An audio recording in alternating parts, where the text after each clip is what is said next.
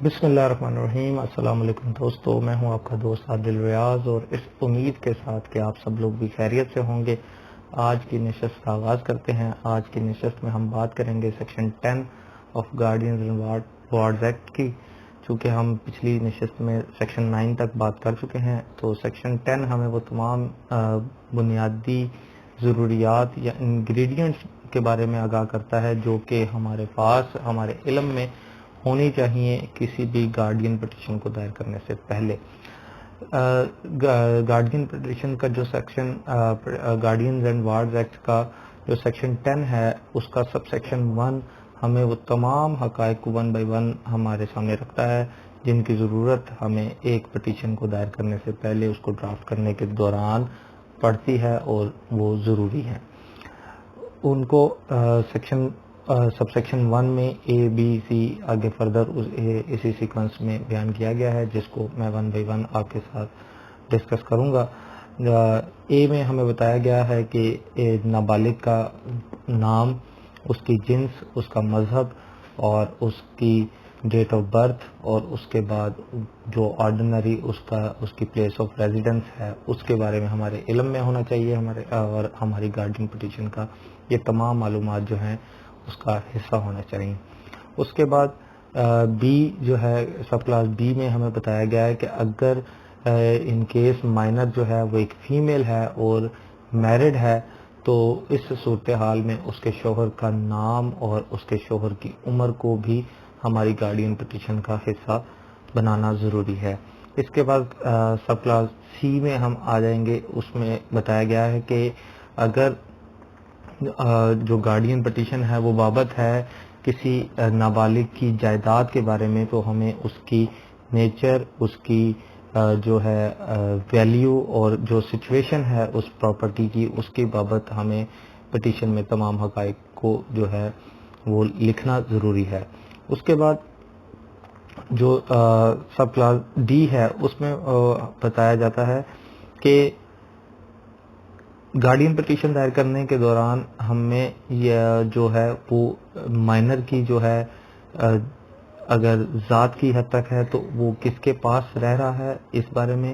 Disclose کرنا ضروری ہے، اور اگر ہماری جو پٹیشن ہے وہ جائیداد کی حد تک ہے تو پھر ہمیں اس بات کو بھی ڈسکلوز کرنا لازمی ہے اپنی پٹیشن کے اندر کہ وہ جو جائیداد ہے وہ اس وقت کس کے قبضہ میں ہے۔ اس کے بعد سب کلاس ای کی بات کریں تو جو کسی ایک خاندان کے کسی ایک ممبر کو، کسی رشتہ دار کو جو گارڈین ہونے کا اہل بھی ہو سکتا ہے، اور قریبی رشتہ دار کو اس پٹیشن میں ایز اے پارٹی پلیڈ کرنا بھی ضروری ہے، اور اس کا پلیس آف ریزیڈنس بھی ہماری پٹیشن کے اندر لکھا ہونا چاہیے۔ اس کے بعد جو نیکسٹ انگریڈینٹ ہے وہ یہ ہے کہ اگر اس گارڈین پٹیشن کے دائر کرنے سے پہلے آلریڈی کوئی پٹیشن دائر کی جا چکی ہے، پینڈنگ ہے، یا وہ اس کا فیصلہ ہو چکا ہے، تو اس کے بارے میں بھی عدالت کو آگاہ کرنا ضروری ہے۔ اور اگر ان کیس کوئی ایسی پٹیشن گارڈین پٹیشن جو ہے وہ آلریڈی دائر کی گئی اور اس کے دائرگی کی بابت بھی کورٹ کو آگاہ کرنا ضروری ہے، اور اگر اس کا کوئی فیصلہ ہو چکا ہے تو اس کا رزلٹ بھی جو ہے ہماری گارڈین پٹیشن میں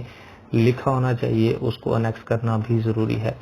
اس کے بعد نیکسٹ جو انگریڈینٹ ہے وہ بات کرتا ہے ہماری کہ ہمیں اس بات کو بھی ڈسکلوز کرنا ہے اپنی پٹیشن کے اندر کہ خواہ ہم صرف ذات کی حد تک گارڈین اپوائنٹ ہونے کے لیے عدالت آئے ہیں، یا کہ صرف جائیداد کی حد تک گارڈین اپوائنٹ ہونا چاہتے ہیں، یا ہم دونوں ذات و جائیداد دونوں کے لیے کی اپوائنٹمنٹ کی جو ڈائریکشن سیک کرنا چاہتے ہیں، تو اس امر کو بھی اسپیسیفکلی ہماری پٹیشن میں لکھا ہونا چاہیے کہ ہم ذات کی حد تک آنا چاہ رہے ہیں، جائیداد کی حد تک آ رہے ہیں، یا ہم دونوں کی حد تک ہم اپلائی کر رہے ہیں فار اپوائنٹمنٹ آف گارڈین شپ۔ اس کے بعد جو ہے وہ کوالیفیکیشن آف گارڈین بھی ہمارے جو پٹیشن کا حصہ ہونا چاہیے کہ جو حیثیت ہے جو بندہ کلیم کر رہا ہے کہ اسے